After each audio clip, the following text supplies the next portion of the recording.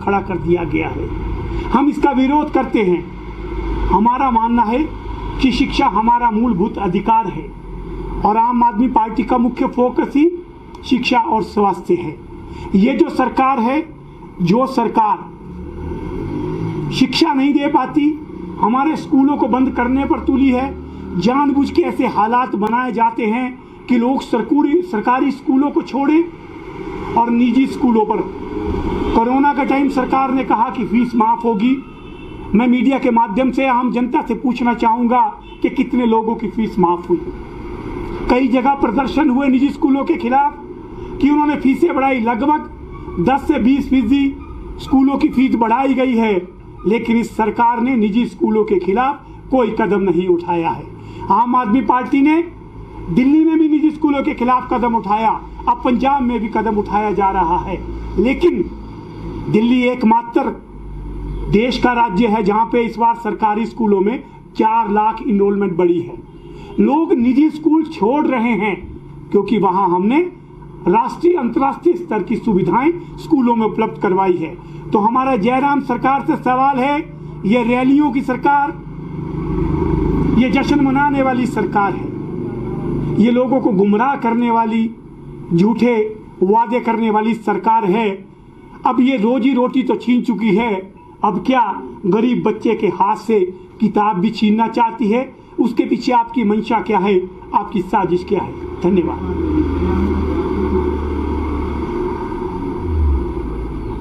जी कोई सवाल?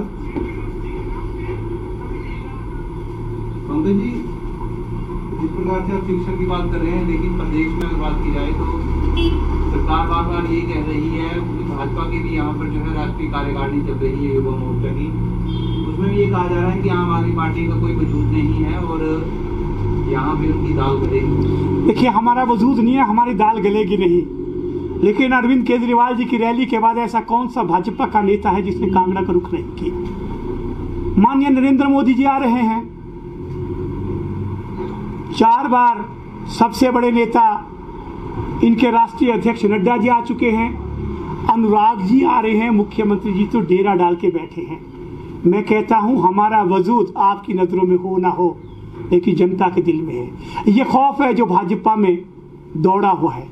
उसी का कारण है कि आज भाजपा, जो 4 साल तक जो नेता किसी को नजर नहीं आते थे, आज वो भी जनसभाएं कर रहे हैं। चंबा, जहां पे मुख्यमंत्री भी एक बार जाते थे, अब वहां पे मुख्यमंत्री भी गए हैं, अनुराग जी भी गए हैं, अब मोदी जी आ रहे हैं। कांगड़ा में भी मोदी जी आ रहे हैं, शिमला में भी मोदी जी आ रहे हैं। जब से आम आदमी पार्टी आई है, तब से सब नेता हिमाचल की ओर आ रहे हैं। एबीपी का राष्ट्रीय कार्यकारिणी, भाजपा युमो की राष्ट्रीय कार्यकारिणी, ये सब क्या है? हमें कुछ कहने की जरूरत नहीं है। मुझे लगता है मीडिया, आम जनता सब जानते हैं कि जब खौफ होता है तो उसकी हरकत नजर आती है। और जो भाजपा का ये दौड़ है, ये बताती है ये अपने किले को बचाने का एक प्रयास है, लेकिन जनता ने बदलाव का मन बना लिया है।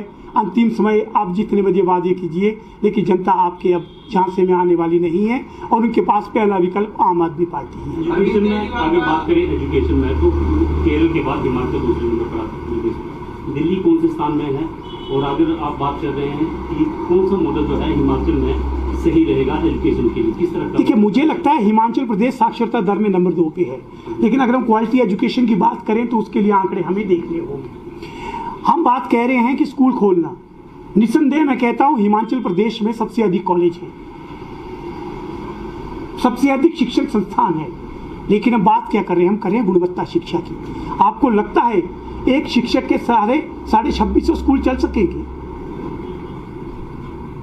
आज अगर प्रदेश में पलायन होता है, रोजगार के बाद सबसे अधिक पलायन किसी चीज पे होता है, वो है शिक्षा।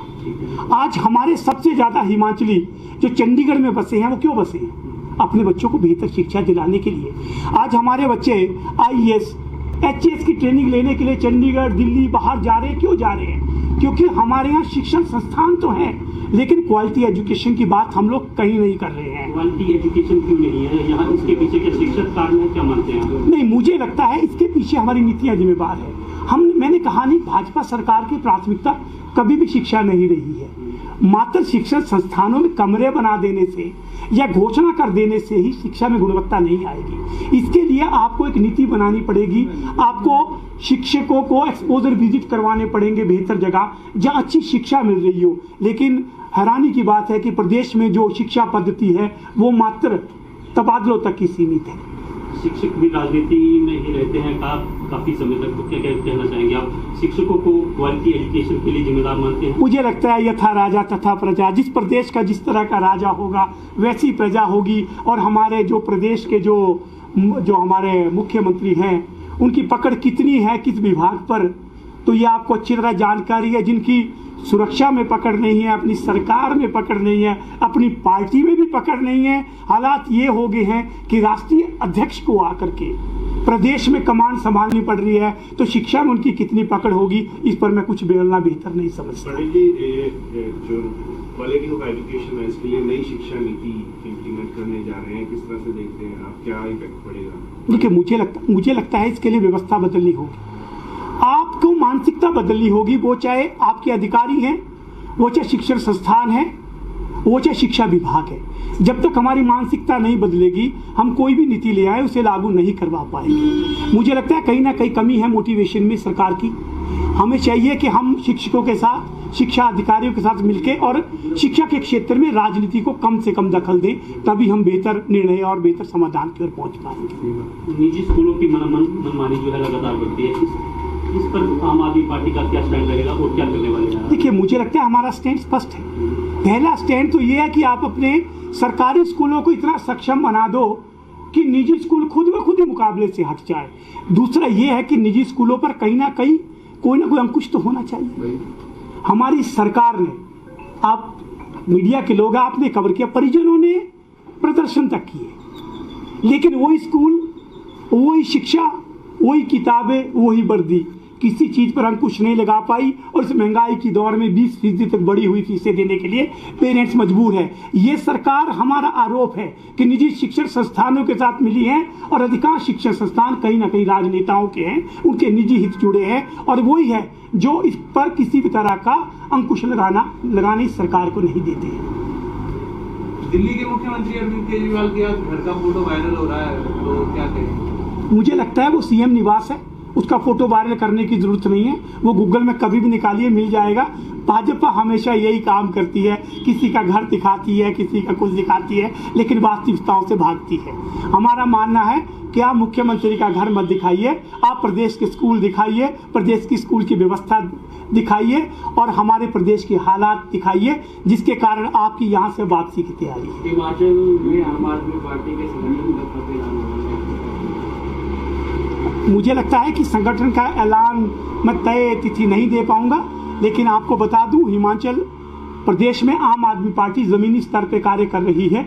आपके पास रिपोर्ट्स भी है, लगभग हर विधानसभा क्षेत्र में हमारी 5 टीमें काम कर रही है और प्रतिदिन 2000 के करीब लोग आम आदमी पार्टी में शामिल हो रहे हैं। तो ये बड़ा सुखद आंकड़ा है। बहुत जल्दी आपके सामने जो है हमारा संगठन भी आएगा, और लेकिन हमारी जड़ें मजबूत है, उन्हें मजबूत करने में हम जुटे हैं। जनता तैयार है, संगठन आते ही भाजपा और कांग्रेस की विदाई तय है।